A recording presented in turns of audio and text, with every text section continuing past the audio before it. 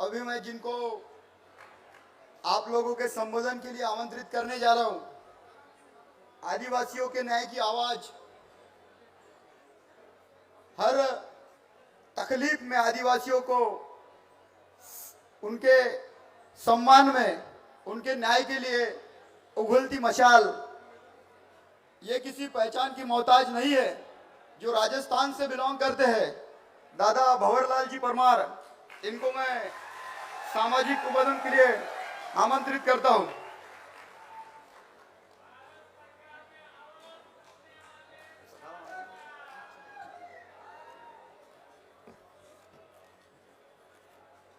जय जोहार का नारा है,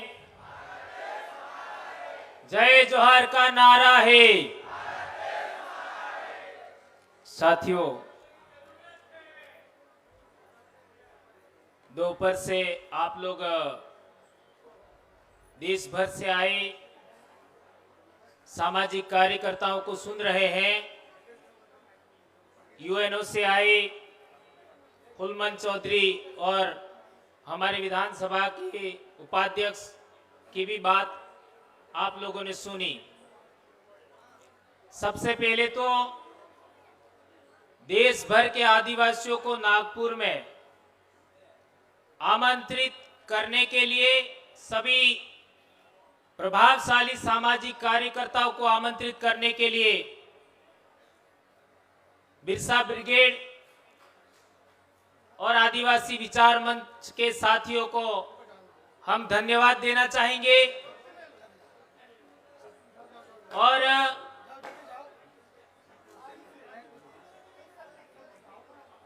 थोड़ा मंच वाले ठीक रहोगे तो मैं बोलूं।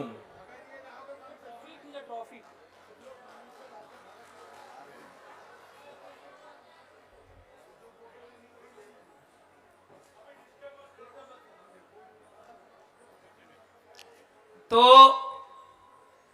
मैं अपनी बात कहने से पहले आप लोगों की एकाग्रता चाहता हूं। यदि एकाग्रचित हो करके आप लोग बात को समझते हैं, सीखते हैं, तो बोलना अच्छा होगा। दोस्तों, बहुत बड़ी मेहनत करने के बाद ये पंडाल सजा है और देश भर के लोग यहां पर आए हैं। हमारे दक्षिणी राजस्थान से भी करीब 100 लोग यहां पर आए हैं। 100 लोग 1.5 दिन की यात्रा करके यहां पर आए हैं और यहां पर आप लोगों की बातें सुनी। जहां तक बात है पूरे देश में आदिवासियों की समस्याओं को लेकर के, मैं 2002 से समाज में काम कर रहा हूं और मैंने आज तक पाया है कि जहां भी आदिवासियों का सम्मेलन होता है वहां समस्याओं पर ज्यादा चर्चा होती है, लेकिन समस्याओं का कारण क्या है उस पर चर्चा बहुत कम होती है। हमारी ये समस्या है, हमारी वो समस्या है, हमारा ऐसा होना चाहिए, ये सभी लोग बोलते हैं, लेकिन ये समस्या का कारण क्या है उस कारण को भी हमें आइडेंटिफाइड करना होगा। अभी हमारे उत्तर प्रदेश के एक भाई ने बोला था कि क्या इस देश में आदिवासी आजाद है, तो मैं कहना चाहता हूं कि 1950 तक तो हम लोग आजाद थे, लेकिन आज आजाद है कि नहीं है यह सोचने का विषय है। ऐसा मैं इसलिए कह रहा हूं कि आज देश के अंदर सच बोलना कठिन हो गया है, सही बात कहना कठिन हो गया है, न्यायप्रिय बात करना कठिन हो गया है। देश में जो भी व्यक्ति सच बोलने की हिम्मत करता है उस आदमी को दबाने की कोशिश होती है। यह बात हो रही है आज देश भर में। यदि आज की तारीख में आदिवासियों को बचाना चाहते हो तो सबसे पहले हम आदिवासियों को एक जगह इकट्ठा होने के लिए हम लोगों को कोशिश करनी चाहिए। और यह काम एक दिन के कार्यक्रम में संभव नहीं है। मैं चाहता हूं कि देश के किसी भी कोने में वह सेमिनार हो, लेकिन कम से कम 2 से 3 दिन का कार्यक्रम होना चाहिए, जिसमें हम योजना बनाएं कि पूरे देश के आदिवासी, पूरे देश के संगठन और पूरे देश के पॉलिटिकल लोग हैं और पूरे देश के विभिन्न धर्मों में बटे हुए आदिवासी हैं, उनको हम कैसे जोड़ें। संगठन बनाना आसान है, संगठन चलाना मुश्किल है। कोई भी संगठन देश में आदिवासियों का 4 साल से ज्यादा प्रभावशाली नहीं रहता। उससे पहले उस संगठन को खत्म करने की योजना चलती है और लोग फिर निराश होकर के दूसरा संगठन खड़ा कर देते हैं। ऐसा हमें नहीं करना है। जो भी संगठनकर्ताओं ने अभी तक काम किया समाज के लिए, 5 से 10 साल दिया, उन संगठनकर्ताओं का अनुभव को हमें आगे बढ़ाना चाहिए। जहां तक सतीश जी पेंदाम का सवाल है, इसी नागपुर की धरती पर हम लोग पहली बार एक सम्मेलन के अंदर 2013 में मिले थे।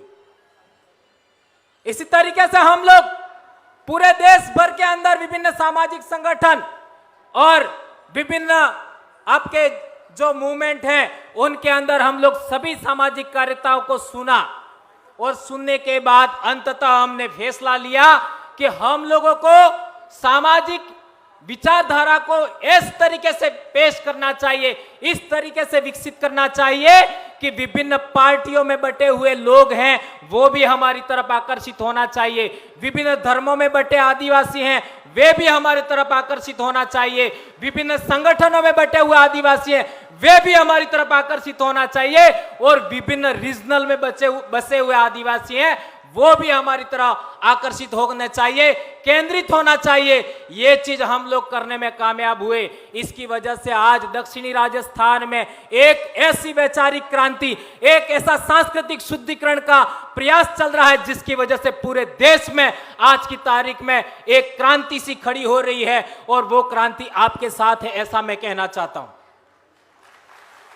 दोस्तों, पूरे देश के अंदर भील आदिवासी सबसे बड़ा आदिवासी समुदाय है और उसका मैं एक सदस्य हूं, वंशानुगत सदस्य हूं।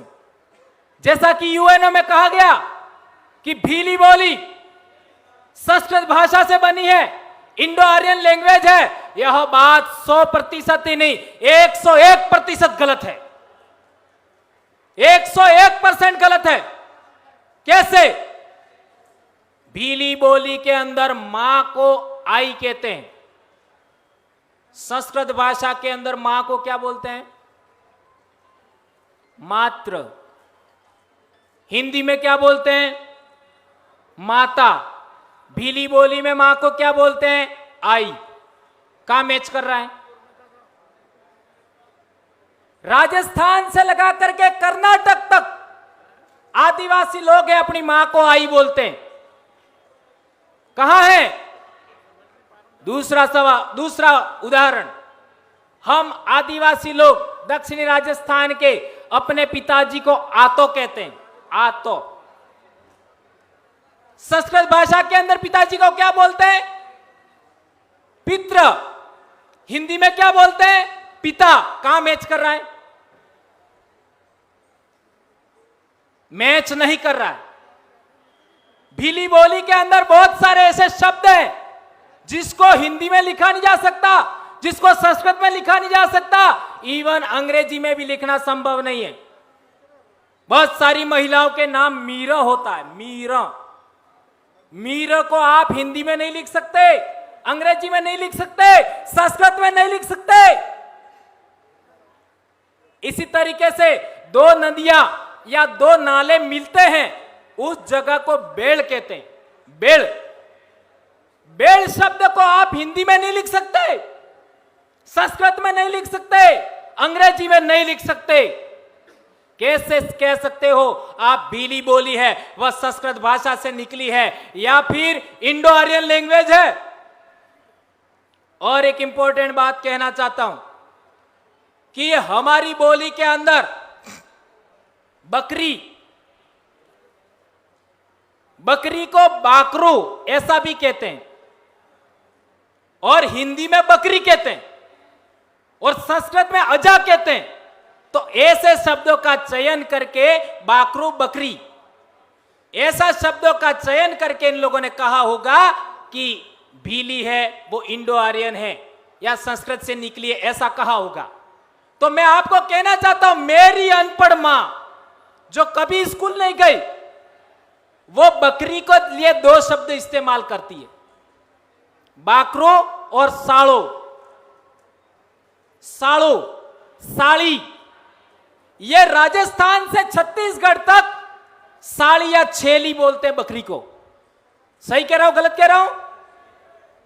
तो साड़ो ये ओरिजिनल भीली वर्ड है, ये ओरिजिनल इंडिजिनस स्पीचेस का पार्ट है।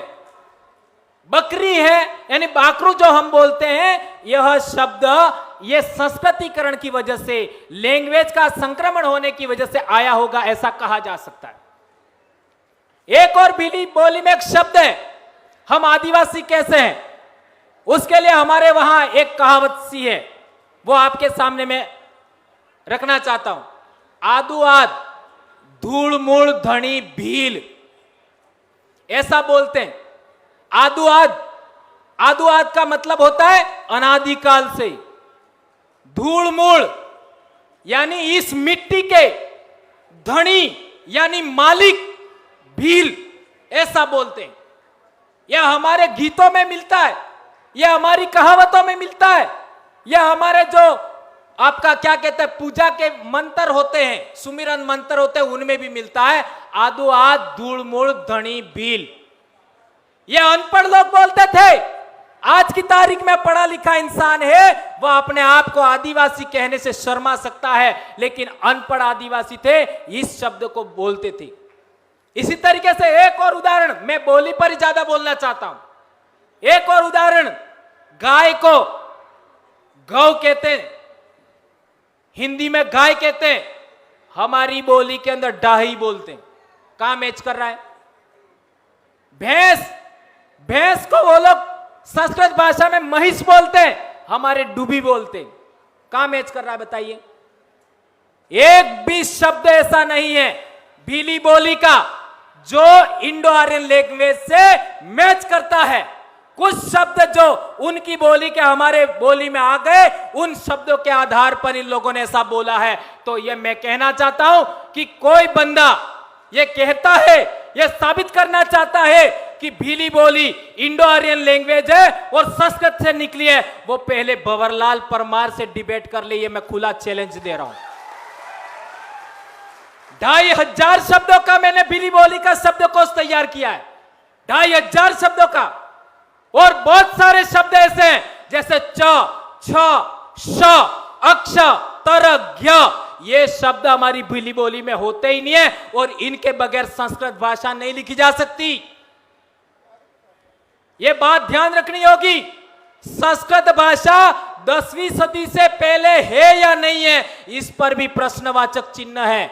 भारत देश के अंदर शिलालेखों में, भारत देश के अंदर साहित्यों में प्राचीनतम उल्लेख मिला है, वो पाली प्राकृत भाषा का मिला है। और प्राकृत भाषा से ही मराठी बनी है, प्राकृत भाषा से ही गुजराती बनी है। यह बात हमको ध्यान में रखना होगा दोस्तों। एक बात और, जो लोग भीली बोली के शब्द बोल नहीं सकते, जो लोग भीली बोली के शब्द बोल नहीं सकते, जो भीली बोली के शब्दों का अर्थ नहीं जानते, जो लोग भीली बोली को समझ नहीं सकते, वो कैसे कह सकते हैं कि भीली इंडो आर्यन है या आदिवासी स्पीचेज है, वह इंडो आर्यन स्पीचेज से निकली है। तो दोस्तों, टाइम का हमारे पास लिमिट है, बोलने के लिए बहुत सारी बात है, लेकिन आज इस पंडाल से, इस ग्राउंड से, नागपुर से एक बात लेकर के हमको जाना है कि हम लोग आने वाले पीरियड में 2 से 3 दिन का एक पूरे देश के आदिवासियों का योजनाबद्ध तरीके से जन जागरण करने के लिए, वैचारिक एकीकरण करने के लिए, सांस्कृतिक शुद्धिकरण करने के लिए हम लोग योजना बनाएंगे। ऐसा मैं आह्वान करता हूं और सतीश जी से कहना चाहता हूं, इस तरीके का रोड मैप और सभी कार्यकर्ताओं को रोड मैप बना करके सबको पुनः इसी नागपुर की धरती पर आह्वान करना चाहिए।